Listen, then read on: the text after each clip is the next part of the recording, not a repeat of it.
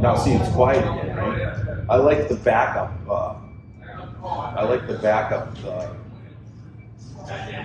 What is that? Backup generator beeper. Yeah, somebody's backing up in the truck. It's like we're at Lowe's. I feel like we're at Lowe's. Help! I've fallen! They're coming to restock the Walmarts. My favorite group is Brownwater Bounty. I like that one. You know, I had that. I had too many beans, bad Mexican. Yeah, I'm sure you did. I kind of try and stay away from that type of brown Can water. you have too many beans? No. There's no such thing. There's no such thing at all. Not for me. I had black-eyed peas the other day, and I didn't realize it was beans. Yeah. It's like I'm like a fan now. All right, there's just let me get to events. Yep, we got struck off. Well, we'll get there. People are like, "What's going on?" Yeah. But share it and let's move. Okay. I think I can only share to groups that we share together. So, anyways, there we go. I'll watch that. All right. This is Alan Bishop, head alchemist at Spirits of French Lick. Be on the lookout for a brand new bottled and bond Solomon Scott rye whiskey. Made from a mash composed of 65% rye, 35% corn, and 5% victory malt. This 5-year-old 100 proof rye whiskey is a throwback to early 1800s style rye whiskeys of the Ohio Valley. Named after the legendary Daisy Spring Mill Distillery owner turned moonshiner Solomon Scott of Paoli, Indiana. Remember, drink responsibly and never drink and drive. All right, everybody. We're the Scotchy Bourbon Boys. We're at Kentucky Bourbon Festival. We're podcasting with Barry Brinnegar, just like vinegar. Brinnegar. Yeah, it's a salty fish. You know what? You know, We just call every it single time. You know. Although, you know what? That might be your new Indians. A salty fish. Salty fish. Salty. So. No, it's not. Anchovy. We can call you anchovy. That's better. Anchovy's good. I'll have a specific voice for anchovy. Yeah, work on that. Yeah, that's right. Okay, so Barry Brinnegar is here with us. We got whiskey. Whiskey. And we got CT. Welcome, CT. everybody. This is kind of fun. It's early. I mean, it is early. We decided this is the media tent that we're podcasting from today. And in the media tent during the day, you could do some interviews, live interviews, whatever, but you can't do an official podcast really because it's just too much going on, which is fine. But you know, that's what I do. I figure out ways to podcast and get around it. So we got in here at 9. We're at 9:41. We're podcasting. Let's just give the live guys a little extra. Talk about what you brought. Yeah, so this year at the Kentucky Bourbon Festival, we brought 2 of our SKUs, and it's the Kentucky Straight Bourbon, finished in Amberana, Brazilian wood, and double finished in oak and maple. It's the same mash bill. We just look at what more can wood do to influence Kentucky Straight Bourbon.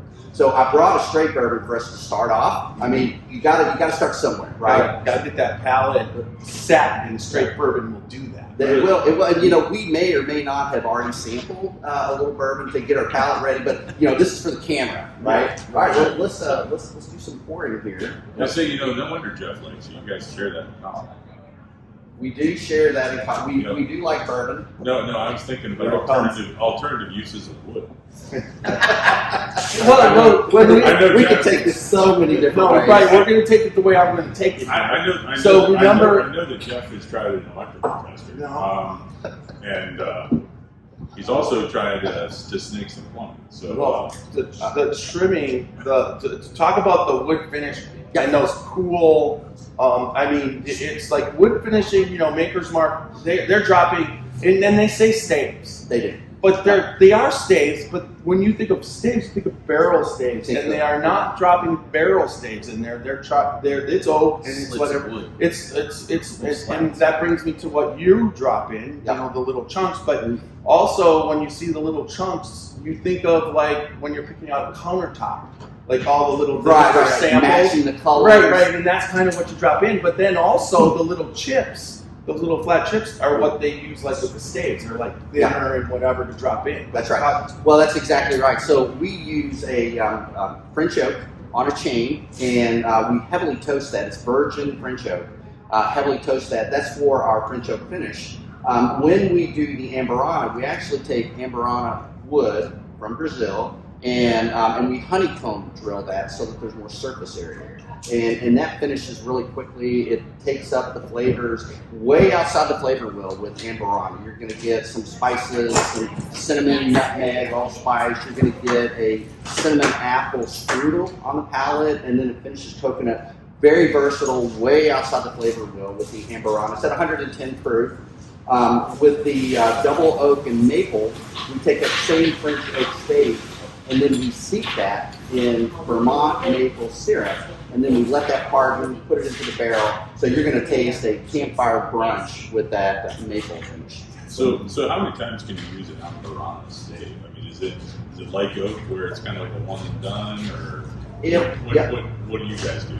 If you're using a barrel, the barrel can be used multiple times. We're using a stave, and all of that great flavor is going to be absorbed with that first finish. So it's a one and done with our Amburana staves. Well, and then those are like spiral or whatever. Yeah. Honeycomb. It's a plank, and then drilled into. But when you look at that, that's to get the most flavor. Where a barrel doesn't have that. The barrel just has the surface, right? And so it's almost a skill that you got to pay attention to. And then after you do it a bunch of times, I'm sure you kind of get it down to about where you need to start tasting it. Yeah, and it's always going to be to taste, but the key is not getting too much wood influence, and then proofing it to the right proof, because you can have some that's really one note if it's at a higher cask proof, but once you proof it down, there's a point where you're getting some beautiful notes, and I think that's what we've hit with the Amburana. Okay. Yeah. So let's get this.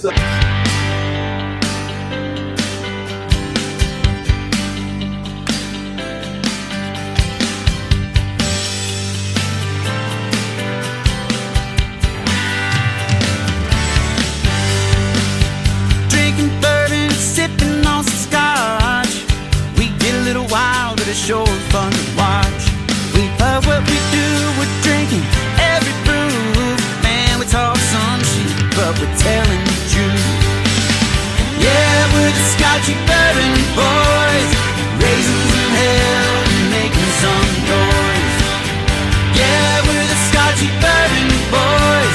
We're here to have fun and we hope you enjoy. We're here to have fun. Yeah.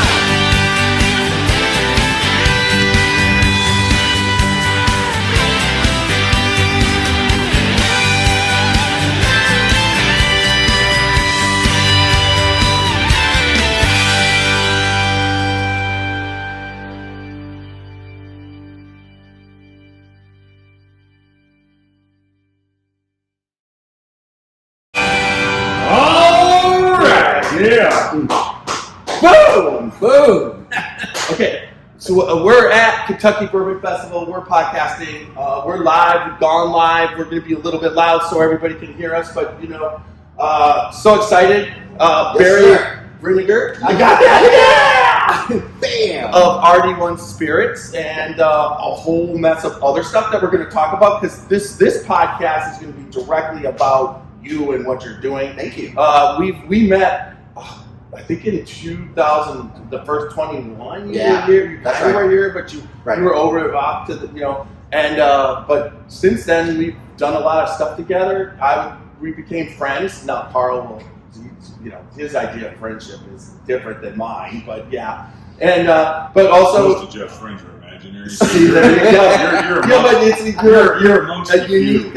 You're unique, right? At the same time, and then we got whiskey over here. Yeah. And we got CT. What's up, everybody? And just because you're over there, make sure that you chime in more. You just don't get to. I know. It's all right. I've already started. Pay no drawing my back. attention to his back. It already has some signs. Don't worry. Well, maybe I'll go like this and I talk to you like that. Don't do that. You're turning away from the camera. Well, I don't worry about. Yeah, I should. I mean, all right. People need to see you.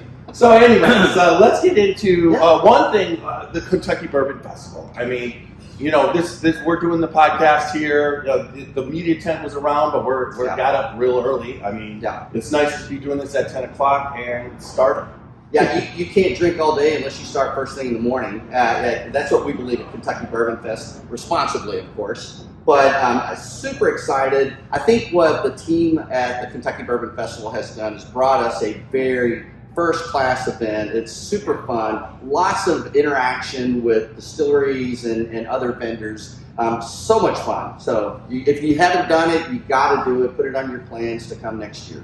Yeah, 100%. And if you do put it on your plans next year, it's the second week, and in Thursday, Friday, Saturday, Sunday of September, because it used to be the 3rd, but they moved it back to the 2nd, so that 2 festivals can just keep everybody in Kentucky for 2 weeks. Yeah, I love it. Yeah. So, and then also you got to get your Airbnb or your hotel booked, because it's not something everybody knows. This isn't a huge wide open for a festival. This is for the serious whiskey connoisseurs that enjoy bourbon and whiskey. There's no doubt about it, because it's not pricey for what you get. I mean, there's no way that $120 you walk into this, and everybody has, that serious, that's a couple bottles of bourbon, but when you walk into this, you're going to be able to taste almost any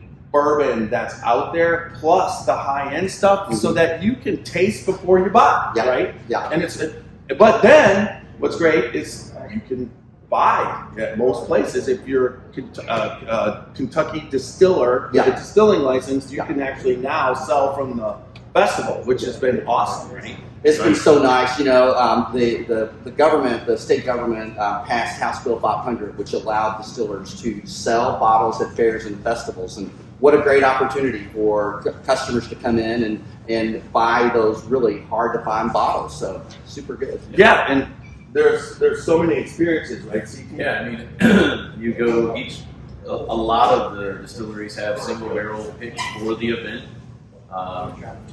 And then you walk around and there's all kinds of things. There's people selling bitters, smokers, jam, jellies. I mean, there's a little bit of. We bought a pillow last year. There's a little bit of everything. Yeah, that marketplace. Yeah. But the grounds are probably the greatest thing, and I think that we talked about that. Randy said before, they could move out to a area like at a fairgrounds where it would be flat, out in the open. But what is really great about this is you walk around in the trees, and it's so well. And when so your spouse well gets laid out. bored, they could go and take a block walk, and they're in town. And you're shops and you're minutes away from just about everything. This is for pretty much everyone's covered. If you're into it, you gotta be into it.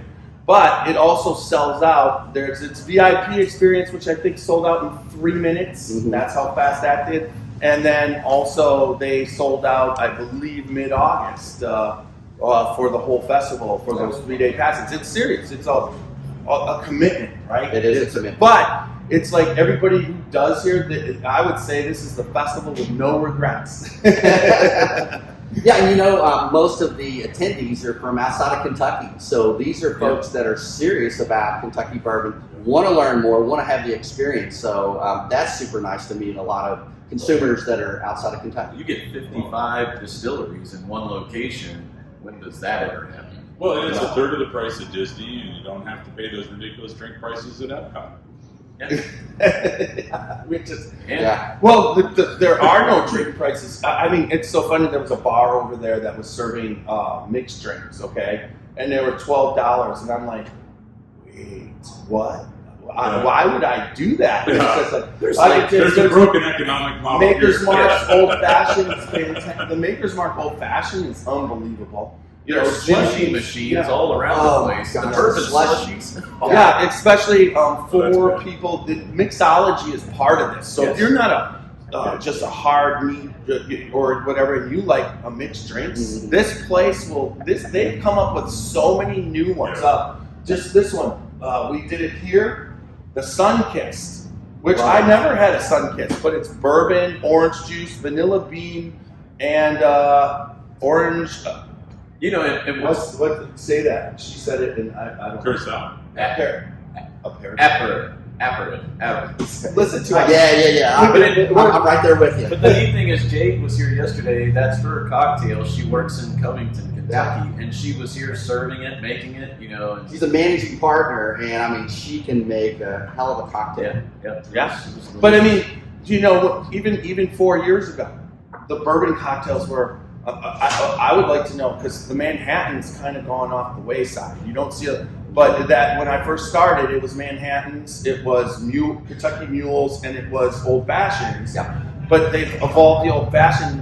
I'm from Wisconsin. It used to be a brandy Old Fashioned there, but bourbon Old Fashions. But they've evolved so much. All the different bitters, all the different things. Some people age them and they actually mix it up and put it back in the barrel. I mean, when you have an Old Fashioned, it's almost like bourbons. You know, you find one you like, but there's so many to go for it. So many. All right, so let's get down to the nitty gritty here. Sure. So this year we launched our new custom bottle, and this bottle was custom after an 1800 sample bottle that we actually have from the W.M. Tarr Distillery. And so a couple of things to note about the bottle itself.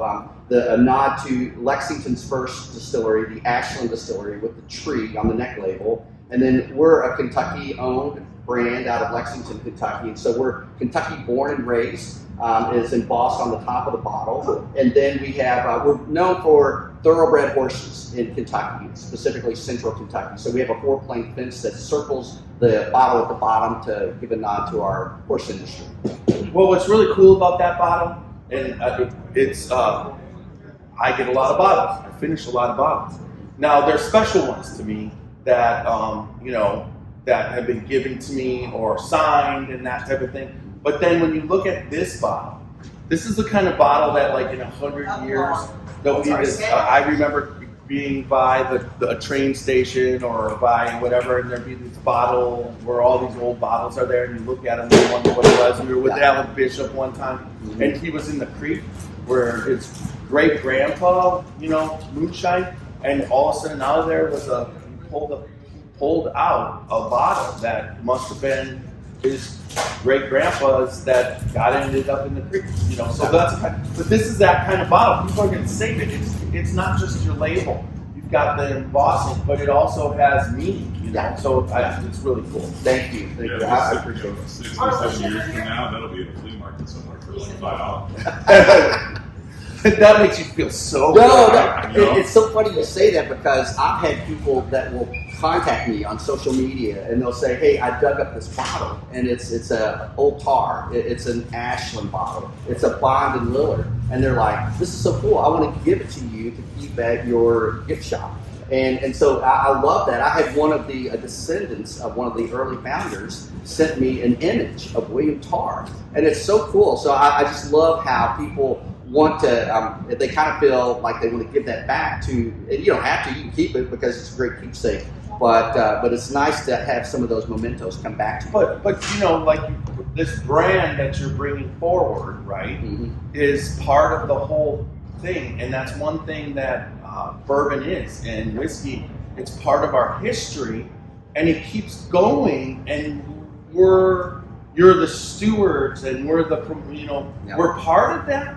But the whiskey just will always go, but this is a whiskey boom, and so there's a lot of responsibility, would you say, to the people who are to bring back, redo old distilleries, and keep them going, and then kind of try and put the labels back where they've all moved around to, and try and get them back to the original, what you're doing. And honestly, that's the coolest part of this. As you keep going forward, you realize that we'll be gone, but that won't be gone. It's still being history. And hopefully it just keeps moving forward with your brand. Yeah, we established RD1 Spirits in January of 2020, right before COVID. And we weren't resurrecting Lexington's first registered distillery. We were setting up this company to pay honor and respect to it, talk about the past, but now what's the next chapter? With RD1 Spirits, we're writing the next chapter of Lexington's first. Right. And if the boom keeps going, who knows? You might be able to bring back a label or whatever that's long gone. Absolutely. There's one thing you always know. You've started a new brand, and once you get that established, new is really kind of a good thing because people are trying it. But then when you become older, those problems change. That you're not, you're trying to keep it going. Yeah. And then other ways to keep it going is obviously everybody does more branding. Yeah, absolutely. All right, so let's talk about what we got in our glass. So this is our Kentucky Straight Bourbon. And in our glass. Some people have already sampled and got their palate ready, but with RD1 Spirits, it all starts from this Kentucky Straight Bourbon. It is 98 proof. It is a bourbon, 70% corn with a rye flavoring grain. And what you're going to get is that just traditional notes of vanilla, caramel. You're going to get some spices on the palate. I get a little cracked peppercorn, but really delicious, very approachable at 98 proof. Awesome. It's like do you ever, your palate goes through, right now I'm picking out in a lot of bourbons the honey aspect of it right away. Yeah. I'm just picking a consonant. I think it has to do somewhat, because you've been picking up a lot of honey, haven't you? And it's probably weather, and normally at this time of the year, it's a little bit hotter here in Kentucky. It's been so awesome that it's, So nice. So nice. 10 o'clock, it's 61 degrees, beautiful out there. And, the high yesterday, I think, was 80. Right. But, when you're in September and over to CT for sports. Yeah. Anyway, but the weather's so good, but it's a little humid. And I've been here in Kentucky when it's been really dry at this time of the year. So with that humidity and the low heat for Kentucky, I think those are the kind of things that change what you're tasting, right? They absolutely do, and I agree with you. I think last year we were almost like in hell. It was so hot, and that heats up the whiskey, and you get this really hot note. That's kind of one note. You're just it's Kentucky hug for 10 minutes. This is beautiful. You get some nuances of Sweetness the comes sweetness. Yes. The right off the bat, it got honey off that. Now I'm getting a little bit of chocolate on the back, and that's like, it's a pretty good sweet chocolate. I mean, it's not milk chocolate, but it's a nice dark chocolate with a little bit of sugar.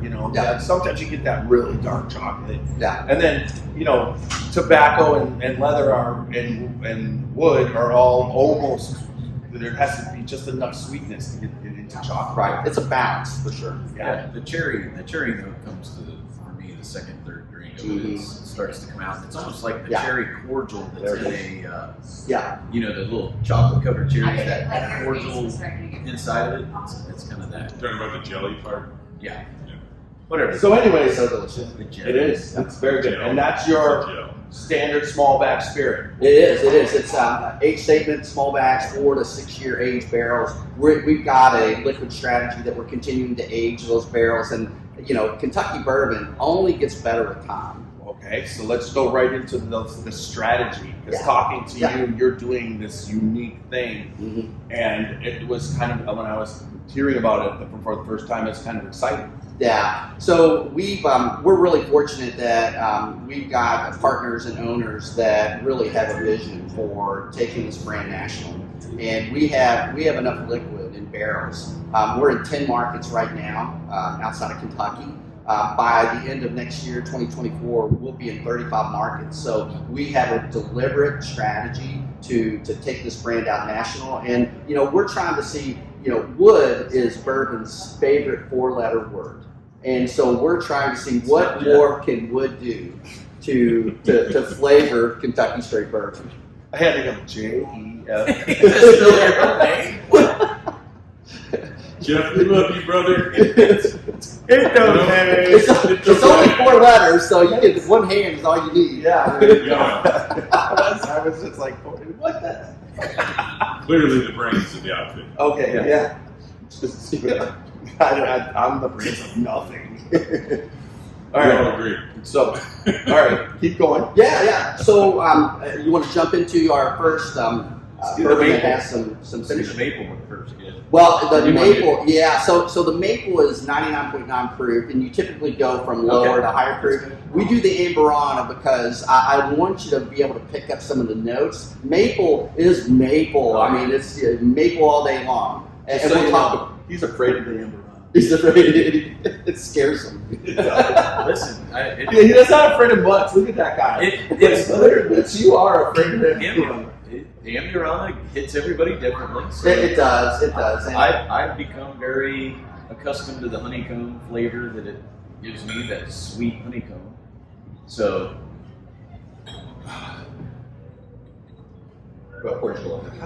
It's cinnamon. Wow, You know what like this I is say, like? My bad. That smells what are you like talking about, man? when my wife has me smell a That's chai just big tea bone. latte. I wonder what this would be like if we poured this over cinnamon toast crunch. Oh, you're such an ass.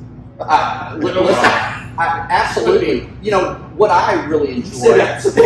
No, seriously. I enjoy the experience of culinary with bourbon. We talked about cocktails a little bit earlier. You could make some really wonderful cocktails with the flavors that you're getting with the Amburana. Yeah, if you cook this into a bourbon syrup, that would be sick. Put it on Over- salmon. Or bread pudding. Yes. Bread pudding? Or a spice cake. Yeah, you're right. Red pudding would be Oh, fantastic. how about bananas Foster? Bananas Foster would be killer. It's cinnamon. You haven't noticed on this many And, days. Oh, it's true. It's almost like when you smell it, it's almost like you're smelling the chai spice that they put into a chai tea latte. Yeah. My wife makes me smell it because she's always buying it because she likes to make chai and it's always, it's vegan. She has this thing where it's no dairy kind of thing. Yeah. And this is what it smells like. And then when you taste it, it's there, but this is no latte like I've ever had. No, this would be good. So You should Barry, get are this you to running- Starbucks. are you running where this there's in one that's batches? sort of alcohol. Then you put that in your chai tea latte. Wouldn't that be awesome? 100%. And then it's So green already. the Amburana, are you running that in batches? How big is your batch? Yeah, so what we do, we take Amburana staves and actually put those in the barrels, and we finish them to taste, and then once we get them to the point where they're at that right finished position, we blend all of those barrels. So it's a small batch of finished Amburana barrels. Okay. Because the tasting you did with you 2 months ago, I definitely had more. I mean, it left an impression. It was definitely more of like a red hot, or like those little red cinnamon disc candies. Yep. This has cinnamon, but it's much sweeter. It's a This lot has got subtler. nutmeg. Chai. It's Yeah. so subtle compared to. Well, and then also his bottle's been open, and and Right. this is one of the last. It all changes so much throughout. Yeah. I mean, that's So it's a lot like relationship. I like this one a lot better than what usually Amburana does for me because I feel like it usually gets over sweet. Yeah. So for me, I don't want to drink it and just have all that, but I like the balance of the cinnamon notes and the nutmeg help kind of bring that down to where it's enjoyable. you were like making Yeah. some weird ass drink while we were tasting this last time. You were. Oh yeah, I was you were making an old fashioned and cocktail. You were like having old fashioned duels with the bartender. Well, and two things to that point is making sure that you're finishing to taste so that you don't get that over one note of red hot cinnamon, which I mean is good, but you want some complexity. And then the other thing is proof. Making sure that you get enough proof that the whiskey kind of notes come through with that finishing. So what I get on my palate is a ginger snap on the initial front end. There's a cinnamon apple strudel. There's a little some viscosity in that mid palate, but it finishes for me coconut. So when you think of those flavors, a paper plane works excellent. I have a ginger liqueur, and I'll just add like a few drops, and we're talking like an amped up Kentucky Mule at that point. And I don't put anything sweet in it. It doesn't need it. Right. it doesn't need it. Just a little bit That's of why ginger this will liqueur. work in a lot of cocktails. But I'm gonna say when you mentioned coconut, yes, I can pull some of that on the finish. But the main thing is that ginger snap is on that when you eat ginger, the heat of the ginger. Yeah. It's not like normal heat of whiskey. It's got that spicy heat from when if you have a ginger snap like you said, or a ginger cookie and whatever. It's there, so that's awesome. Yeah. 100%. Is everybody hearing us now? Can you hear me now? Can you hear me now? Good. Yeah. All right. Anyways, is there any comments? Are you monitoring it at No, all? I'm not monitoring anything. It's 10 o'clock in the morning. We're drinking. Yeah. Okay. we'll start monitoring. Let's see if there's some comments. But anyways, so what do we got next? So now, what we really want to get to the campfire brunch. This is a same mash bill finished with oak and maple. And the way that we do that is we It's 10:11. So we're on our third quart. Right, but we're at brunch. We're at brunch now. Because 10 o'clock it's got to be 10 o'clock and further to be brunch. And we've officially hit that mark. So yeah, we're there. We're early for, this is early, but that's going to transfer us into lunchtime bourbon eventually. So if you're on Facebook and you can hear us, can somebody type a comment real quick just in the chat box so we can make sure you're hearing us okay? Because there's a couple of people said we're heard you here. Yeah, I'm sure. Turn up your phone all the way. Put it next to your ear. Yeah, exactly. I admit it's hard to hear. We had a system that was set up to make sure we could be heard. That needed charge. Yeah. You might have to take that home, get that charging strip. Yeah. But anyways, okay. So I should give a shout out to Becca Sue Neely. I think she's coming on. Actually, she said hello. Yeah, she said hello. So Yeah. Becca Sue, looking forward to seeing you soon. I hope we get to see them today. Yeah. Because Royce and Rebecca, good friends of ours. Yeah. And Papa is here signing. Yeah, Signing bottles bottles. yesterday. Yeah. Did you sign your Papa's caramel? No, I gave that to you. It's like, I have that. I do no longer have that bottle. I know, I have 2 bottles now. So I like maple a lot. So when I make most of my old fashions, I use bourbon aged maple syrup instead of simple syrup. I just think it works. I love it. Did you buy this? Yeah. So I have that bottle, but when we were at the distillery that day, when we were doing cocktails, I used this to make that old fashioned, and it came out. Yeah, this So is good. so- It's got the maple, but then it puts it graham cracker. Absolutely, graham cracker. On my palate, I get pecan. I get this earthy kind of pecan note. Right on There's the a front of your- butterscotch. There's a So butterscotch. what do you mean by oak and maple barrels? Is it a maple syrup barrel or is it actually? Yeah. Yeah, that's what Great you're question. referring to. So the French oak stave that we have that's heavily toasted, virgin French oak, we actually seep that in Vermont maple syrup, and then we let that harden and put that into the barrel. Okay, so it didn't go in wet and went in dry. Yeah, put in dry. So that way it's not overly. You don't anybody had like and I don't knock a honey barrel, but you ever get that and it's just honey. It hits the One flavor. one note. And So this is very strong. Do you ever get tempted to drop a couple bags into that maple syrup, see if it'll harden faster? Oh my god.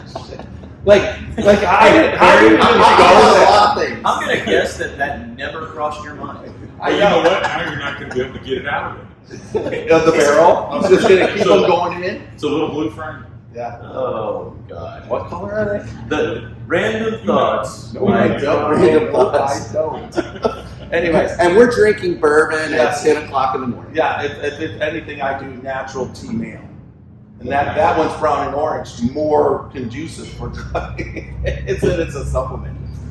No, nothing's getting dry. Okay, so my question. So we have a guy up in northern Ohio that makes maple syrup at his home, and he's looking for sponsors to get barrels to put and then give the barrels back. So it's something he's like, would you know anybody that could supply some barrels that I can do the bourbon aged maple syrup? Because I believe he was doing it through a couple other places, and obviously, but it's like when he does the maple syrup, he definitely puts the brand on the syrup that he's doing, and he's Kevin Holly's his name. So Kevin if Holly. you're interested, I'll hook you up because Put us in touch. I mean, I like to do things kind of like a LTO, limited time offering, and see what happens. I mean, we're doing some really interesting partnerships with Goodwood out of Kentucky. They've got branding. They got locations in Missouri, They have a great Ohio. style. no. They When do. you think about it, right now, the used barrels. I know that at one point when I first started, the used barrels were an issue for a big place, getting rid of them and having whatever. But right now, used barrels aren't an issue anywhere. There's no issue at all because you have Scotch and Ireland will take as many Kentucky bourbon barrels as they can get. There are people, we do collaborations with breweries, with people that make maple syrup, people that make bourbon art. I mean, those are commodities. I mean, we have an aftermarket that we sell those, or if you come and do a barrel pick with RD1 Spirits, you get the barrel. We'll give you the barrel. Wouldn't it be interesting to find out in one given day how many barrels are emptied in the state of Kentucky? Or filled. Not filled, empty. No, but because both. that's the ones that are going to wherever. Yeah. But I mean, it has to be astronomical between between Heaven Hill and Bean, and Barton's. Trace. So- I mean, it's funny. You go to we went to Barton's, and they're kind of calm, full background, kind of thing. And then you go in there, and that still is running 24/7. It is making whiskey for a reason. You go to these places that they're making. It's not just their brands. There's so much out there that just keeps going out. Well, and and I know there's a cottage industry of people that turn barrels into furniture. And one of them is Dan, who's a regular contributor on the Scotchy Bourbon Boys page. Yeah, And he built my table. It's in our house. But he's mentioned that the cost of barrels is almost doubled because which makes there's so much furniture demand. more expensive. Correct. Yeah. Well, yeah, there's more Sad people thing doing for us that now, so consumers. there's competition. Before, Well, because before, people were like, take them. yeah, Right. Now they're like, wait a second, we can get $100 out of this used barrel that, so So now it's So it becomes a revenue generator for distilleries Yeah. instead of cost of goods. Although, like getting rid of that stillage. It's like so that's technically recycling, right? yeah, And in recycling, that's what I'm in. And there's a lot of times where recycling can make a company a lot of money, like during these times of when this is happening. But it's always sad when it starts to go the other way, where all of a sudden there's so many barrels and everything, and whatever catches up, and the boom's there, and everybody's getting what they want and everything. And then you can't rely on that revenue because it's recycling. It's nice to have, but it better be your and one. one, yeah. Super Nash is. Super Oh my Nash. God! Woo! In the house. Yeah. Just pull up a chair, man. Here, you sit Come here. behind the bar. I'll come by. Yeah. I'll stand up. I'd rather stand. Okay. Oh, nice, yeah. Yeah. Get that blood flowing. Yeah, my legs are like cut off sitting on that chair. Yeah, you're not getting the morning drink yet. Do we have a Glencairn for it? No. No. Oh no. No, there's a lot of gum and toothpaste involved right here. That's how he put himself back together. Whatever it takes, man. Whatever it takes. It's a long haul, right? Uh-oh. Uh-oh. Oh, Oh, we have Wait. All right, you can hey. Oh, yeah. I did see some ice. Don't worry, I'm going for it. All right, so Okay, yes, sir. now let's talk about what you want to do to finish. We'll finish up here. Okay. It's like get out your message. Talk about like exactly how you got into it and what what you want to do, what you see in your future, because you got so much going. Well, all right, so I have to give a nod then, talking about how I got into bourbon was the Lexington Bourbon Society out of Lexington, Kentucky. And so this is a barrel pick. This is in one of our transition bottles. This is a cask strength Kentucky Straight Bourbon, same mash bill that we've got here. This one's delicious. We need to take a pour of this while I talk about how did Barry get into bourbon. And so this is 119 proof. So this is a for real Kentucky Straight Bourbon. We make sure, 119 proof. And so how did Barry get into bourbon? I followed this group around, the Lexington Bourbon Society, and I started meeting master distillers. I started meeting distillery owners, and absolutely fell in love with the industry. So I owned a digital marketing company. And I'd talk to business owners, and I talked to them like for the first 10, 15 minutes about their digital marketing strategy. And then for the next time, I'm talking about bourbon the whole time, Kentucky bourbon. Yeah. And I finally talked to enough people that said, we should start a bourbon brand in Lexington. And so I was fortunate, a couple of my co-founders had done research on the Ashland Distillery, Lexington, Kentucky Special Registered Distillery. So we started a brand. the first person we talked to was Mark Stoops, the University of Kentucky football coach, and he was the first person we talked to. He loved the story, but we had a 12-year Kentucky Straight Bourbon, and Mark, he tasted that, and he's like, I'm all in. What's your ask? And so, of course, he had to go ask his wife, Chantel, at the time, and so came in, gave us our ask, and then we just followed up with a venture capital. Isn't it cool when you go in with this idea and he's in, and then he goes, what's the ask? And you've got to go through it in your head, right? Yeah. And you're like, is this too much? Is this whatever? And you're balancing. And then you come up with a number that's probably you think might be on the edge of too much, and then he looks at it and he goes, I'm in. And then you're going, holy crap, this is going to, right? Isn't that, I mean, I go through this all the time. Like, Yeah. We're doing, but you're watching Shark Tank. yeah, Right. That's what I do. And then I gotta go ask my wife. Now the other aspect is what's really cool is if knowing what I know now, and you came to me at that point, I would have probably wanted in because you own still a digital marketing company. Yeah. Yeah. I mean, the branding aspect of this, you're an expert at already. What you're trying to sell all these people so that they can keep branding, you have all this knowledge and you can apply it to your own brand. Sure. And that's something that, is it's spectacular.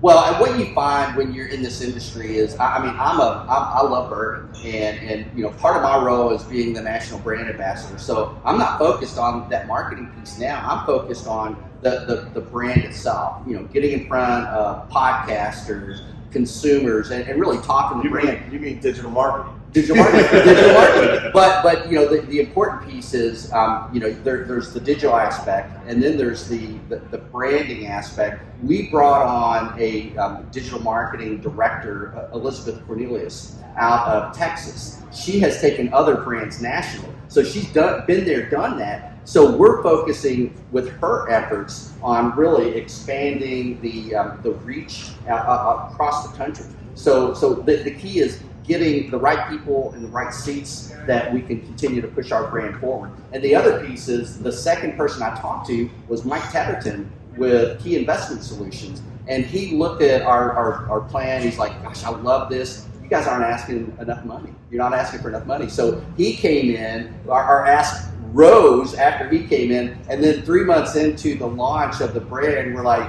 oh my gosh, we need a lot more money.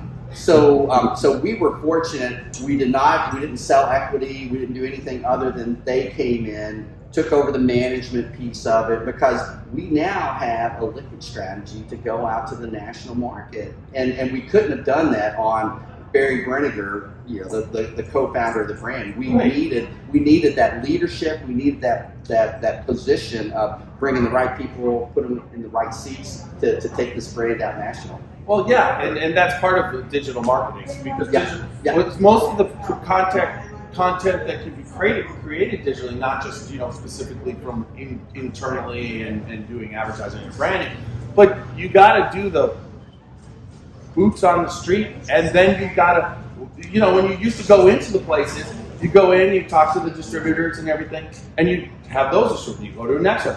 But if you put it out on social media, you're bringing that to everyone, and then you're going to pick up a couple extra people that just come on board. So when you go in there, there's just recognition, and they're just ready to go, right? Yeah, 100%. So Barry, let's enjoy this, because this nose is amazing. This is so good. Yeah, this is it. Yeah. So So when we enjoy this, why don't you tell people how to come see you, and do you do tours, and we do. where the hell are you anyway? So we're in Lexington, Kentucky. We have a brand destination currently in the Distillery District, downtown Lexington. Which is awesome. Which is fun, yeah. So much fun. It's got a great building too. It's a rick house. It's an old rick house from the 1940s, and it used to store 25,000 barrels there. So we've got a brand destination. That's where our current still is. We are building from the ground up on Main Street in Lexington, an 8,000 square foot location. It'll be our R&D location, so we'll mash, we'll ferment, we'll distill there. No pun intended. No pun intended. Pun intended. And then we are also, my partner, Mike Tetterton and RD1 Spirits, has a partnership with the Western Kentucky Distilling Company. So Jacob Call used to be with Green River. He's our named master distiller. So we're laying down 45,000 barrels there, and so we've got enough liquid and future liquid to take the brand national. Well, I thought your location, and I'll just throw this in, you cross the street or across a highway from the Lexington Brewing Company to this whatever. Yeah. And after you've been disappointed over there, if you're a bourbon fan, come across the street, and the first thing you see is RD1. And then, but that leads to Old Pepper and barrel room and everything. Yeah. But to find barrel room in Old Pepper, you had to like really figure it out. Yeah. But now that you're right there, all you have to say is, all you got to do is go to RD1 and go that way, and you got the whole thing covered. You got that location. I was just like, oh my God, you picked the right location for the start of this. There's parties there all the time. That's the distilling, and they just, it's shopping and partying. Do you offer tours and everything? We do, yeah. So we offer a tour, a tasting experience, and talk about the history. We absolutely offer that 7 days a week. You come in, you can walk in, you can schedule your tour online.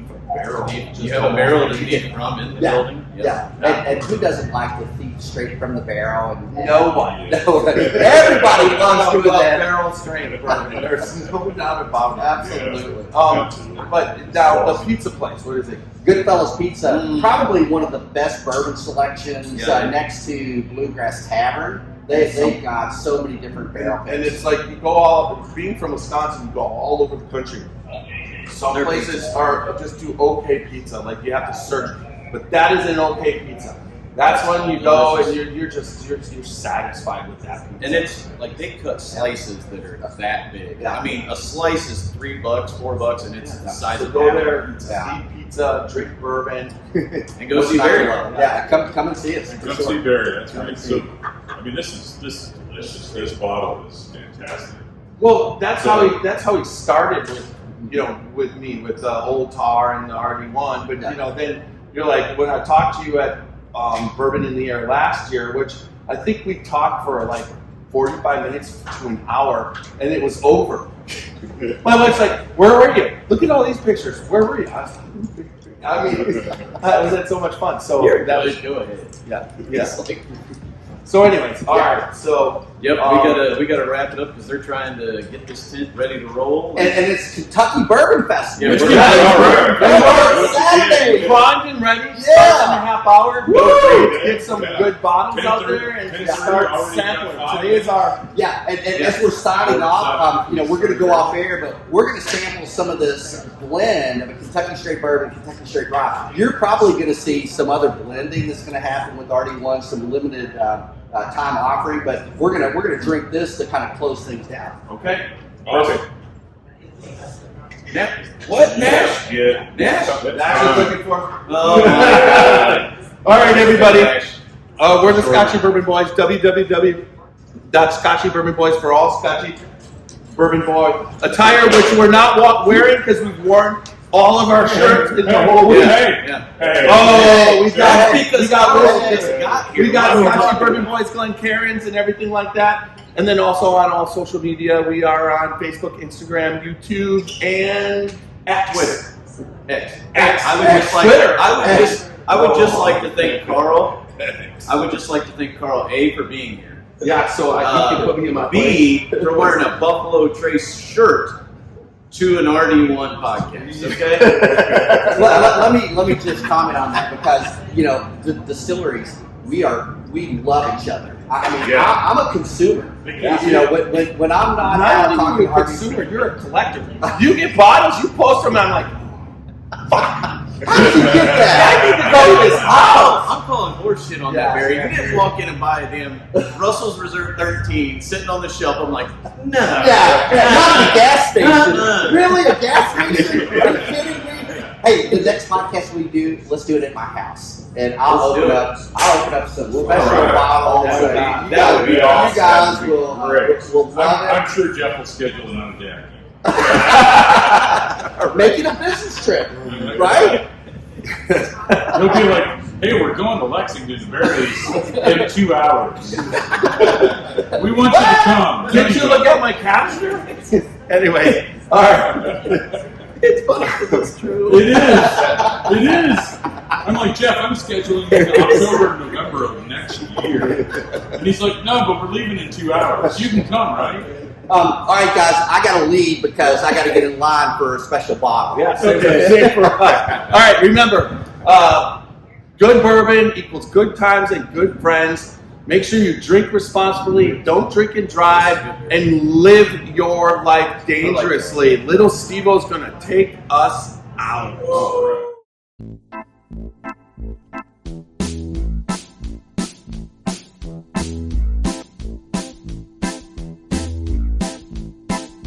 Oh, show me the way to the next whiskey bar.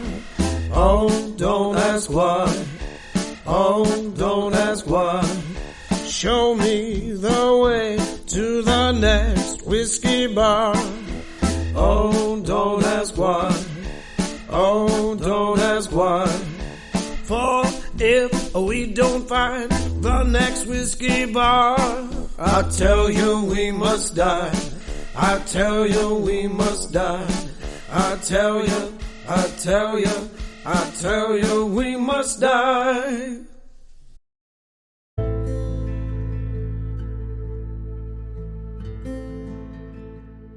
Hey, Scotchy Bourbon Boys fans, this is Alan Bishop, Indiana's alchemist of the Black Forest. So I'm tuning in here today to tell you all about the One Piece at a Time Distilling Institute channel on YouTube.